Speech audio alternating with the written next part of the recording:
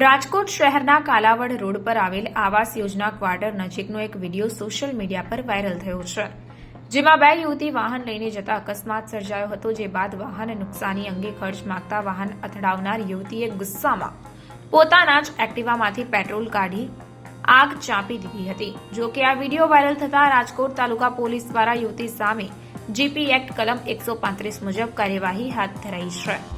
રાજકોટ શહેરના કાલાવડ રોડ પર આવેલ આવાસ યોજના ક્વાર્ટર નજીકનો એક વિડીયો સોશિયલ મીડિયામાં વાયરલ થવા પામ્યો છે, જેમાં બે યુવતીઓ વાહન અથડાવવા બાબતે બોલાચાલી કરતી હોવાનું જોવા મળી રહ્યું છે.